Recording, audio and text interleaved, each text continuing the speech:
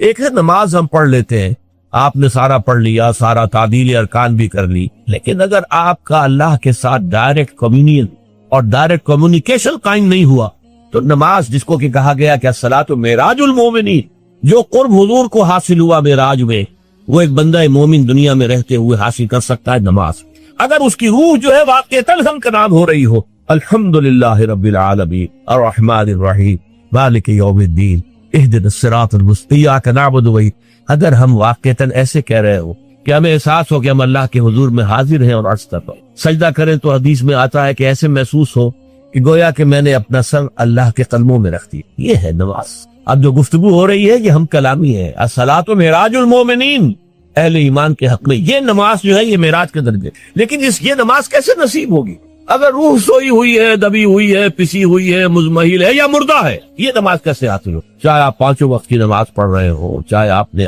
Habit بنا لیا ہو نماز کو، چاہے کچھ بھی ہو گیا ہو، لیکن یہ کہ جب تک وہ روح بیدار نہ ہو، جب تک ہم کلامی نہ ہو، افلاک سے آتا ہے نالوں کا جواب آخر، اٹھتے ہیں حجاب آخر، کرتے ہیں خطاب آخر، جب تک یہ نہ ہو، جیسے کہ میں ایک حدیث قدسی انشاءاللہ آج سناؤں گا سورہ فاتحہ کے ضمن میں، کہ اللہ تعالیٰ کے سامنے جب کھڑا ہو کر انسان جب کہتا انی وجہت وجہی للذی فطر السماوات والارض حنیفا، دائیں بائیں سے بالکل اپنا تعلق کاٹ کر میں نے اپنا رخ کر لیا ہے اس اللہ کی طرف جس نے آسمان اور زمین کو پیدا ہے۔ اب یہ توجہ وجہ تو اگر یہ تو ہے چہرہ تو ہم نے کر دیا خانہ کعبہ کی طرف، اندر سے ہماری روح متوجہ نہیں ہوئی، وہ سوئی پڑی، اسے پتہ ہی کچھ نہیں کہ کیا ہو رہا ہے، اس صورت میں وہ کیا ہے؟ ظاہری بات تو پوری ہو گئی، نماز کا ثواب ہو جائے گا، فرض کی ادائیگی کا ثواب مل جائے گا، لیکن وہ اصل نماز تو حاصل نہیں ہوئی۔ یہ ہے وہ بات کہ وَإِذَا سَأَلَكَ عِبَادِي عَنِّي فَإِنِّي قَرِيبٌ، اے نبی جب میرے بندوں کی روحیں بیدار کو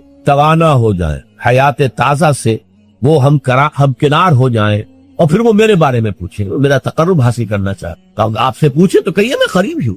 اجیب دعوت الداع اذا دعان، یہ ہے وہ دعا، میں ہر پکارنے والے کی پکار، ہر دعا کرنے والے کی دعا کو سنتا ہوں، قبول کرتا ہوں، جواب دیتا ہوں جہاں کہیں بھی مجھے پکارے۔ اذا دعان، اس میں در حقیقت وہ مفہوم آ گیا ہے where and then where ever، آپ اپنے گھر میں ہو کر پکارے اللہ کو، آپ بستر پر لیٹے ہوئے پکارے اللہ، الذین یذکرون اللہ قیاما وقعودا وعلی جنوبہم۔ ہاں ٹھیک ہے، بعض مقامات بعض اوقات قبول دعا کے لیے زیادہ سازگار ہے، حرم میں جا کر دعا مانگی جائے، اور مینا میں عرفات میں خاص طور پر، جبل رحمت پر خاص طور پر، ملتزم جو ہے کعبے کا اس پر خاص طور پر، وہ ایام بھی ہے خاص، لیکن یہ نہیں ہے کہ بقیہ دنوں میں آپ کے اور اللہ کے درمیان کو بڑا فاصلہ ہے۔ یہ سارا دنیا میں مشرکانہ نظاموں نے تصور پیدا کیا، اللہ تو دور ہے دور ہے دور ہے دور ہے، پاک ہے پاک ہے پاک، تم ناپاک ہو ناپاک ہو ناپاک ہو، اور تم تو بڑی پستی میں پڑے ہو، تم اللہ سے براہ راست ہم کلام نہیں ہو۔ کوئی درمیانی چاہیے، کوئی لنکس چاہیے، کوئی پجاری ہوگا، کوئی پروہت ہوگا، کوئی پنڈت ہوگا، کوئی پیر ہوگا، کوئی پادری ہوگا، کوئی پوپ ہوگا، اس کے ذریعے سے تم اللہ سے ہم کلام ہو، خود نہیں۔ اور جب ذریعے بیچ میں آ گئے تو ان کی مٹھی گرم کرو، ان کی چاپلوسی کرو، ان کو بھی جو ہے چادریں چڑھاؤ، ان کو نذرانے پیش کرو۔ یہ ہے بدترین ایکسپلائٹیشن جو مذہب کے ذریعے سے نوع انسانی کی۔ یہ دو ایکسپلائٹیشن دنیا میں ہوئی ہے تاریخ انسانی میں، ایک بادشاہوں کی طرف سے خراج دو ہمیں، محنت تم کرو گے کھیت میں، آدھا حصہ ہمارے پاس آئے گا، ہم عیش کریں گے، ہم سٹینڈنگ آرمیز رکھیں گے تاکہ ذرا تم بغاوت کرو تو تمہارا سر کچل دیا جائے۔ یہ ایکسپلائٹیشن بدترین، مانگنے والا گدا ہے، صدقہ مانگے یا خراج۔ دوسری طرف ہم بادشاہ ہیں، ہم چندر بنسی سورج بنسی خاندان ہیں، ہم راجپوت ہیں، حکومت کرنا ہمارا حق ہے۔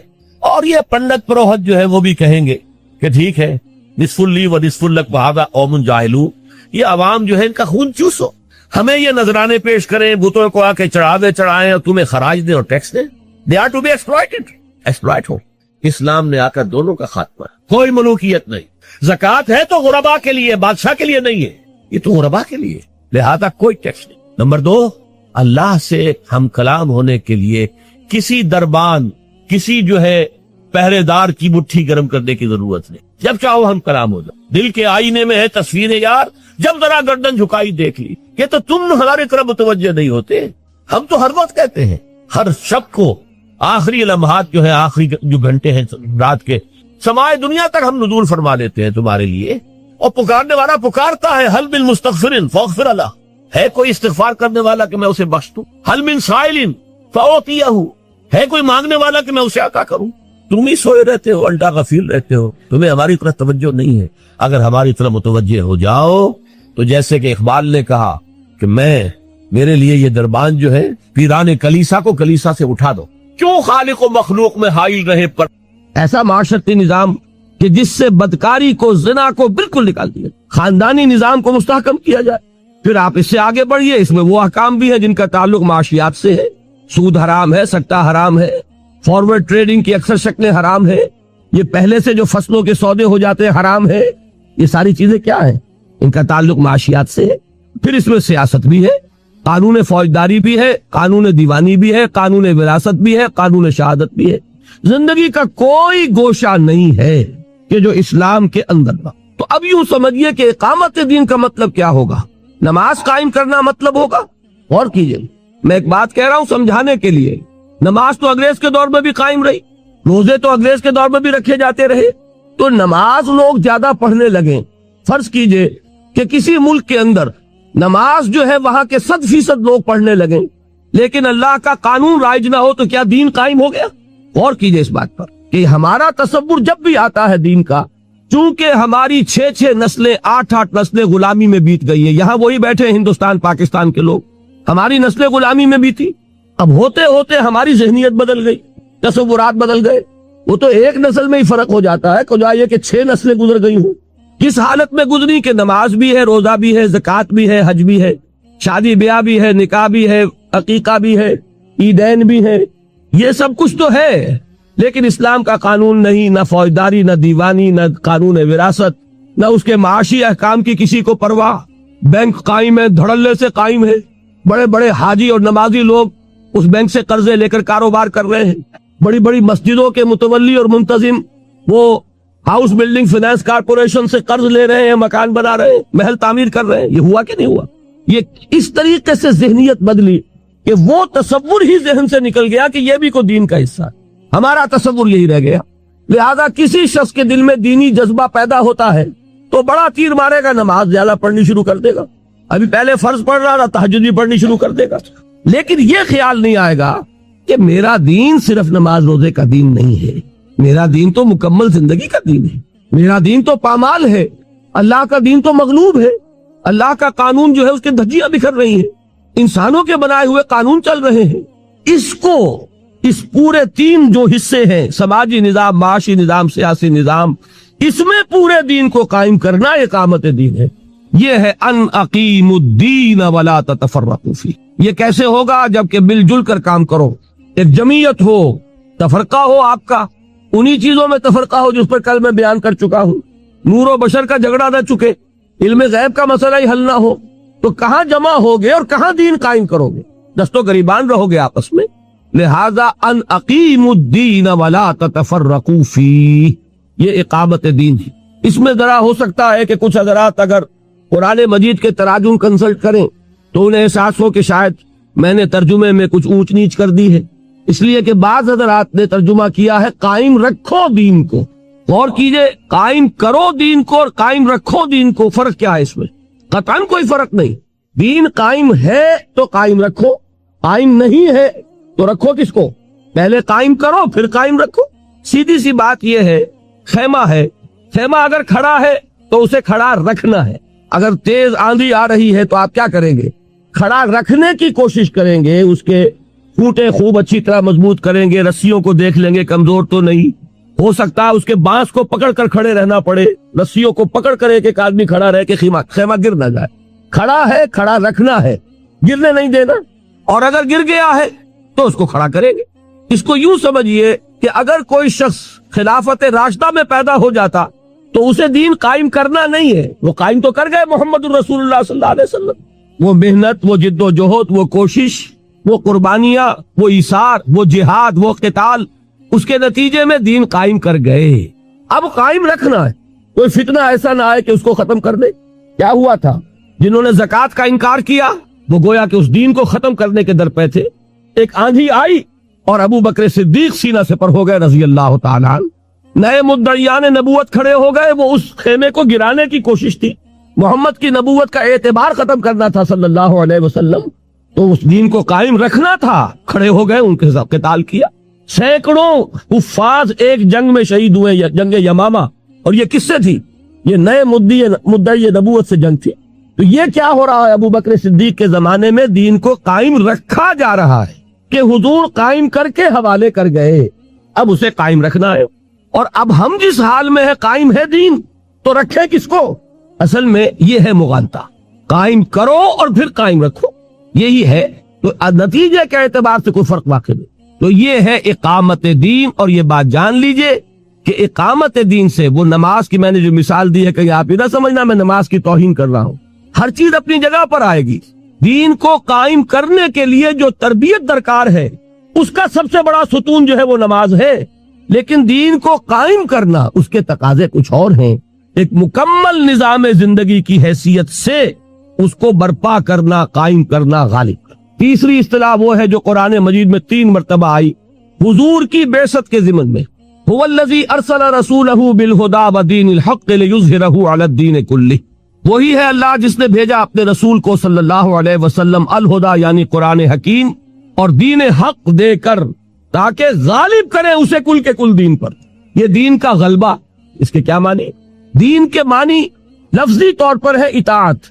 اطاعت کا ایک نظام ہے، جیسا کہ کل میں سمجھا چکا، اولاد والدین کی اطاعت کرے، شاگرد استاد کی اطاعت کرے، جو آپ کے چودھری ہے، محلے کا چودھری ہے، آپ اس کا کہنا مانیے، لیکن ان تمام اطاعتوں پر اللہ کی اطاعت غالب ہو جائے۔ یہ ہے اظہار دین حق۔ جو اطاعت حق کا ہے، اللہ کی اطاعت حق ہے، اس اطاعت کو تمام اطاعتوں پر غالب کر دو، کوئی اطاعت بھی اس سے مستثنا نہ رہے۔ بات سمجھ میں آ گئی؟ لِيُظْهِرَهُ عَلَى الدِّينِ كُلِّهِ۔ یہ ہے 3 مرتبہ جو آیا مضمون قرآن مجید میں، سورہ صف میں، سورہ توبہ میں، سورہ فتح۔ تیسری اصطلاح کیا ہوئی؟ اظہار دین الحق علی الدین کلہ، عربی میں تو یوں بنے گی بات۔ چوتھی اصطلاح کیا ہے؟ یہ سورہ بقرہ میں بھی آیت آئی ہے اور سورہ انفال میں بھی۔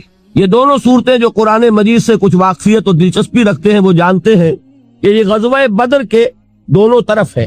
سورہ بقرہ غزوہ بدر سے پہلے نازل ہوئی، سورہ انفال غزوہ بدر کے فوراً بعد نازل۔ سورہ بقرہ میں کیا آیت ہے؟ قاتلوہم حتی لا تکون فتنۃ ویکون الدین للہ۔ سورہ انفال میں اور شاندار الفاظ کے ساتھ وقاتلوہم حتی لا تکون فتنۃ ویکون الدین کلہ للہ، کلہ کا اضافہ ہو گیا۔ یہ دونوں جو صورتوں کا زمانہ نزول ہے وہ کون سا ہے؟ جبکہ قتال شروع ہو رہا ہے۔ پہلی جنگ کون سی ہے؟ غزوہ بدر بالفعل، اگرچہ 8 مہمیں حضور نے پہلے بھی بھیجی ہیں، تو گویا کہ جو ٹکراؤ اب شروع ہو گیا ہے، اور اب تلواریں نیام سے باہر آ گئیں۔ مکے میں تو اجازت نہیں تھی نا، مدینے میں تلواریں نیام سے باہر آ گئیں۔ تو فرمایا ہے مسلمانوں، اب جب کہ یہ تمہاری جد و جہد اس مرحلے میں داخل ہو گئی اور تمہاری تلواریں نیاموں سے باہر آ گئیں، دیکھنا اب یہ تلواریں نیاموں میں واپس نہ جائیں جب تک فتنہ و فساد بالکل فرو نہ ہو جائے اور دین کل کا کل اللہ کے لیے نہ۔ فتنہ کیا ہے؟ زمین اللہ کی، اس کا صحیح کون حقدار ہے کہ اس کا حکم چلے؟ Allah. Rightful ruler of this world کون ہے؟ اللہ۔ اگر کوئی اور چلا رہا ہے اپنا قانون تو وہ کون ہے؟ باغی۔ اور جو اللہ کا وفادار ہے اس کا کیا فرض ہے؟ اس باغی کی سرکوبی، بغاوت کی سرکوبی، اور جس کا حق ہے اس کا حق اسے پہنچانا اللہ کا حق ہے۔ لہذا قاتلوہم حتی لا تکون فتنۃ ویکون الدین کلہ للہ۔ 4 اصطلاحات ہو گئی، چاروں تقریباً ہم معنی ہیں، بات ایک ہی ہے جو کہی گئی ہے، 2 مکی صورتوں میں، مدنی صورتوں میں۔ 5ویں اصطلاح حدیث میں، وہ بھی میں سنا چکا ہوں، بعض چیزیں تو صرف یاد کر رہے ہیں ہم۔ حضور سے پوچھا گیا، ایک شخص جنگ کرتا ہے مال غنیمت کی خواہش کے تحت، ایک شخص جنگ کرتا ہے اپنی شجاعت کے اظہار کے لیے، میری تعریف ہو کہ بڑا بہادر ہے، ایک شخص جنگ کرتا ہے کسی قبائلی یا قومی حمیت و عصبیت میں، ان میں سے کون سا مجاہد فی سبیل اللہ ہے؟ آپ نے فرمایا ان میں سے کوئی مجاہد فی سبیل اللہ نہیں ہے۔ مجاہد فی سبیل اللہ صرف وہ ہے جو جنگ کرتا ہے صرف اس لیے لِتَكُونَ کَلِمَةُ اللَّهِ هِيَ الْعُلْيَا، تاکہ اللہ کی بات سب سے اونچی ہو جائے۔ علیا اعلیٰ کا مؤنث ہے، اعلیٰ سب سے بلند، علیا سب سے بلند، کلمہ چونکہ مؤنث ہے لِتَكُونَ كَلِمَةُ اللَّهِ هِيَ الْعُلْيَا، تاکہ اللہ کی بات، اللہ کا کلمہ سب سے اونچا ہو جائے۔ جیسے میں نے کل شرک میں بتایا، نہ اطاعت کی نفی کلی ہے، نہ محبت کی نفی کلی ہے۔ توحید کا تقاضا کیا ہے؟ تمام اطاعتوں پر غالب اطاعت اللہ کی، تمام محبتوں پر غالب محبت اللہ کی، تمام باتوں پر غالب بات اللہ کی۔ بس یہ اگر ہو گیا تو گویا اللہ کا دین قائم ہو گیا، گویا کہ اللہ بڑا ہو گیا، اللہ کی بڑائی نافذ ہو گئی، گویا کہ کل دین اللہ ہی کے لیے ہو گیا، گویا کہ اللہ کی بات سب سے اونچی ہو گئی۔ کہنے کے 5 انداز ہیں، لیکن یہ کہ اصل بات کیا ہے وہ ایک۔ اب سنیے، انجیل میں آخر یہ جب انجیل والوں کے اوپر بھی یہ بات لازم کی گئی تھی، سورہ شورا کی آیت میں نے سنائی کہ وہی بات جو پہلے بھی تمام رسولوں پر کی گئی، تو اس کا ذکر ملنا چاہیے کہ نہیں ملنا چاہیے؟ وہ ذکر ملتا ہے انجیل میں 2 طرح۔ ایک تو یہ کہ حضرت مسیح کے مواعظ میں بار بار آتا ہے، repent for the kingdom of heaven is at hand, لوگوں توبہ کرو، جلدی کرو، اس لیے کہ آسمانی بادشاہت آیا چاہتی ہے۔ اب یہ آسمانی بادشاہت کس چیز کا نام ہے؟ قیصر کی بادشاہت، روم کی بادشاہت یہ تھی کہ نہیں؟ آسمانی بادشاہت۔ آسمان سے مراد کون؟ اللہ، اللہ کی بادشاہت۔ قیصر کی بادشاہت میں آخری اتھارٹی کون؟ قیصر۔ کسرا کی بادشاہت میں آخری اتھارٹی کون؟ کسرا۔ آسمانی بادشاہت میں آخری اتھارٹی کون؟ اللہ۔ بات وہی ہے کہ نہیں؟ اسی طرح جو ان کی لارڈز پریئر ہے، یہ لارڈز پریئر جس طرح ہمارے ہاں سورہ فاتحہ ہے، حضور نے فرمایا نا کہ لا صلاۃ لمن لم یقرأ بفاتحۃ الکتاب، ہر رکعت میں ہم سورہ فاتحہ پڑھتے کہ نہیں پڑھتے؟ یہ علیحدہ بات ہے، اختلاف ہے کہ جب باجماعت آپ پڑھ رہے ہو تو ایک مسلک یہ ہے کہ امام کا پڑھ لینا ہی ہماری طرف سے گویا کہ وہ نمائندے کی حیثیت سے پڑھ رہا ہے۔ ایک رائے یہ ہے امام شافعی کی کہ نہیں، اس صورت میں بھی ہر مقتدی کو بھی پڑھنی چاہیے۔ یہ تو ہو گیا ایک اختلاف فقہی۔ اس میں کوئی اختلاف نہیں ہے کہ نماز کا جزو لازم سورہ فاتحہ ہے۔ جو مقام ہمارے ہاں سورہ فاتحہ کا ہے وہی عیسائیت میں جو موجودہ عیسائیت ہے اس میں لارڈز پریئر کا ہے۔ نماز تو ان کے ہاں رہی نہیں، سجدہ ان کے ہاں ہے نہیں، وہ جب بھی دعا مانگتے تھے نیل ڈاؤن، اپنے گھٹنے زمین پہ ٹکا کر، بس یہاں تک، تو پھر وہ دعا کرتے ہیں۔ وہ دعا کیا ہے؟ اس میں یہ الفاظ بھی ہے، thine will be done, thine kingdom come، اے رب تیری مرضی پوری ہو اور تیری حکومت آ جائے، تیری حکومت آ جائے۔ کیا مطلب؟ تیرا قانون نافذ ہو، تیری مرضی جیسے آسمانوں پر پوری ہو رہی ہے زمین پر بھی پوری ہو۔ بتائیے فرق ہے کوئی؟ وہی مضمون ہے۔ یہی وجہ ہے کہ اس صدی میں چونکہ ہندوستان پاکستان کے لوگ یہاں ہے، میری گفتگو بھی آج جان لیجئے کہ اس پس منظر میں ہے، اور خاص طور پر میرے مخاطب اس وقت آج جو ہوں گے وہ پاکستان کے مسلمان، کہ وہاں اقامت دین کا طریقہ کار کیا ہوگا اس پر ہمیں گفتگو کرنی ہے۔ ویسے تو یہ کہ دین کی تعلیمات ابدی ہے، ہر جگہ ہے، لیکن حالات کے مطابق تھوڑا تھوڑا اجتہاد اس میں کرنا پڑتا ہے۔ تو میری گفتگو مینلی جو ہوگی وہ پاکستان کے بارے میں ہو۔ تو اس پاکستان ہندوستان، یہ جو بر صغیر جسے ہم کہتے ہیں، اس میں اس صدی کے شروع میں مولانا ابوالکلام آزاد مرحوم نے ایک اصطلاح استعمال کی تھی، الہلال اور البلاغ میں حکومت الہیہ کا قیام۔ بات وہی ہو گئی کہ نہیں؟ یہ کیوں اصطلاح استعمال کی حکومت الہیہ؟ حکومت انگلشیہ تھی کہ نہیں اس وقت؟ تو حکومت انگلشیہ کی جگہ حکومت الہیہ۔ حکومت انگلشیہ میں قانون کس کا چل رہا ہے؟ انگریز کا۔ اور حکومت الہیہ میں قانون کس کا چلے گا؟ تو ایک جد و جہد، ایک کوشش کی انہوں نے، لوگوں کو دعوت دی، پکارا، قرآن اور جہاد دو چیزوں کی طرف متوجہ کیا مسلمانوں کو کہ اس پر جمع ہو جاؤ، اور حزب اللہ کے نام سے ایک جماعت بنائی، اللہ کی پارٹی۔ اس کا مقصد کیا تھا؟ حکومت الہیہ کا قیام۔ اب ایک بات سمجھ لیجئے کہ انہوں نے اقامت دین کیوں نہیں کہا، انہوں نے اظہار دین کیوں نہیں کہا؟ دیکھیے اس کی وجہ یہ ہوتی ہے کہ ہر دور میں کچھ اصطلاحات آسانی سے سمجھ میں آتی ہے اور کچھ چیزوں کو سمجھانے میں بڑی محنت کرنی پڑے گی۔ اقامت دین آج سمجھانے میں بڑی محنت کرنی پڑے گی۔ اظہار و دین الحق علی الدین کلہ ہی 1 گھنٹہ چاہیے اس اصطلاح کو واضح کرنے کی، پھر بھی آپ کی زبان پہ نہیں چڑھے گی یہ۔ لیکن یہ کہ آج کے ایک ذہن کا جو بھی ایک معیار ہے، ایوریج پڑھا لکھا انسان، اگر اس کے سامنے لفظ آ جائے حکومت الہیہ تو بات پوری سمجھ میں آ گئی۔ یہ وجہ ہے کہ مختلف ادوار میں علماء نے، دین کے خادموں نے اصطلاحات کی اتنی پرواہ نہیں کی ہے کہ بات کو ابتداءً سمجھانے کے لیے جو اس دور کی اصطلاح ہے اس کے مطابق بات کی جائے، پھر ان کو جب قریب آ جائے تو پھر کتاب و سنت کی جو اصل اصطلاحات ہیں ان سے بھی روشناس کرا دیا جائے. لیکن ابتدا ہی میں گفتگو بھاری بھرکم اصطلاحات سے ہوگی تو کسی کے پلے کچھ نہیں پڑے. تو حکومت الہیہ کا قیام، یہ بات ایک علیحدہ بڑی تلخ داستان ہے ہماری کہ مولانا ابوالکلام آزاد وہ راستہ کیوں چھوڑ گئے. 1920 میں یہ ہماری تاریخ کا، بر صغیر کی تاریخ کا ایک گمشدہ باب ہے جس کو اللہ تعالیٰ نے خاص موقع پیدا کر دیا کہ مجھے کھود کر نکالنا پڑا اسے. وہ اپنی جگہ پر ہے، کبھی پڑھیے گا، میثاق میں وہ چیزیں آ چکی ہیں. 1920 میں دہلی میں جمعیت العلماء ہند کا ایک اجلاس ہوا. دوسرا اجلاس تھا یہ آل انڈیا اجلاس. اس کے صدر کون تھے؟ حضرت شیخ الہند مولانا محمود حسن دیوبندی رحمت اللہ علیہ. یہ وہ شخصیت ہے جن کے نام سے آپ نے سنا ہوگا، وہ ریشمی رومالوں کی تحریک، ہجرت کی تحریک، جن کو انگریز نے گرفتار کروایا کہاں سے؟ حرم سے، حرم شریف سے، مکے سے، شریف حسین والی مکہ کے ذریعے. اور پھر کہاں رکھا؟ مالٹا میں. ہندوستان نہیں بھیجا. بدقسمتی ہماری یہ ہے کہ ہم اپنے اسلاف جو اس صدی کے اسلاف ہیں ان سے بھی واقف نہیں. بہت سے چہروں کو میں دیکھ رہا ہوں بلینک ہے بالکل. یہ کیا گریک ہے، یہ کیا کون سے زمانے کی باتیں ہو رہی ہیں؟ اس صدی کی بات ہے. 1920 کو کتنا عرصہ گزرا؟ 65 برس. کل قوموں کی زندگی میں کیا حقیقت ہوتی ہے. لیکن واقعہ یہ ہے کہ ہمیں اس طرح کاٹا گیا ہے، ہمیں اپنے اس صدی کے اسلاف کا پتہ نہیں. تو پچھلے صدی کی تحریک شہیدین کیا کہاں معلوم ہوگی؟ کون تھے سید احمد بریلوی اور کون تھے شاہ اسماعیل شہید؟ اور یہ کون تھا؟ کس کا خون بہا؟ یہ بالا کوٹ میں کس کا خون جذب ہوا ہے؟ کیا پتا کسی کو؟ کتنے لوگ ہوں گے؟ ہمیں تو یہ معلوم ہے کہ دبئی میں کیا چیز اچھی ملتی ہے اور ابو ظبی میں کون سی چیز سستی ہے. ایک چکر یہی ہے. اللہ اللہ خیر صلی اللہ. جو آئے گا اس کی ساری توجہ جو ہے بازار پر ہوگی، دکانوں پر ہوگی.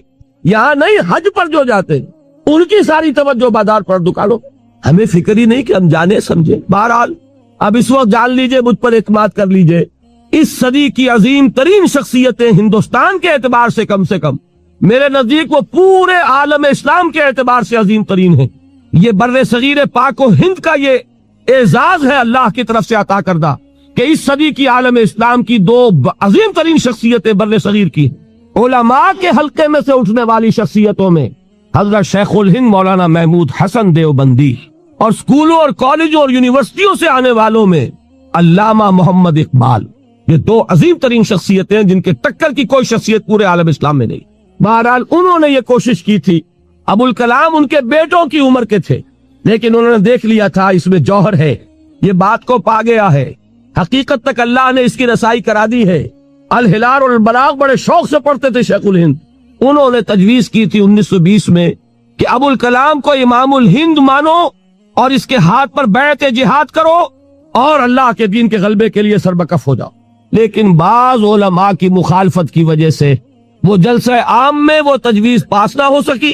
اس کو مجلس منتظمہ کے سپرد کیا گیا اور مجلس منتظمہ کے اجلاس سے پہلے حضرت شیخ الہند کا انتقال ہو گیا. وہ تجویز وہیں دفن ہو گئی. میری تحقیق یہ کہ اس سے بددل ہو کر مولانا ابوالکلام آزاد نے اپنا راستہ ہی بدل لیا. اس کے بعد وہ کانگریس میں شامل ہوئے اور پھر بقیہ پوری زندگی انہوں نے جس کو کہ جہاد حریت کہا جائے گا، آزادی کی جد و جہد، اس میں لگا دی، جس کا کوئی تعلق دین سے بہرحال نہیں تھا. وہ کام جو کرنا چاہتا، اس کے بعد انہوں نے کبھی حزب اللہ کا نام بھی نہیں لیا. اس کے بعد ایک اور شخصیت اٹھ کر آئی، وہ تھے مولانا سید ابو الاعلیٰ مودودی مرحوم. انہوں نے وہی حکومت الہیہ کا لفظ شروع کیا. حکومت الہیہ کے قیام کے لیے انہوں نے جماعت اسلامی قائم کی. تو میں صرف اس وقت یہ بتانا چاہتا ہوں کہ ایک اصطلاح جو ہے جو اس صدی میں استعمال ہوئی وہ کیا ہے؟ قیام حکومت الہیہ. اس سے آگے پاکستان میں آنے کے بعد اب حکومت الہیہ کا مطلب کیا ہے؟ اس کو اور سادہ کر کے اصطلاح استعمال کی گئی، نفاذ نظام اسلامی. اس کے بعد جب یہ چلی تھی تحریک بھٹو کے خلاف، اینٹی بھٹو موومنٹ، جب اسے مشرف اسلام کیا گیا تو ایک اصطلاح استعمال کی گئی، نفاذ نظام مصطفیٰ.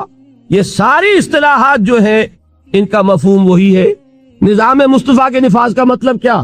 نظام اسلامی کے نفاذ کا مطلب کیا؟ حکومت الہیہ کے نفاذ کا مطلب کیا؟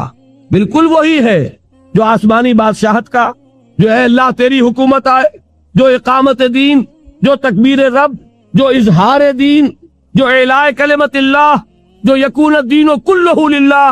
یہ اصطلاحات اب کتنی ہو گئی؟ 9 ہوئی غالباً 10ویں وہ ہے جو میں آج آپ کے سامنے رکھ رہا ہوں، انقلاب اسلامی، اسلامی انقلاب۔ اس لیے کہ انقلاب کے معنی کیا ہے؟ نظام کو بدلنا۔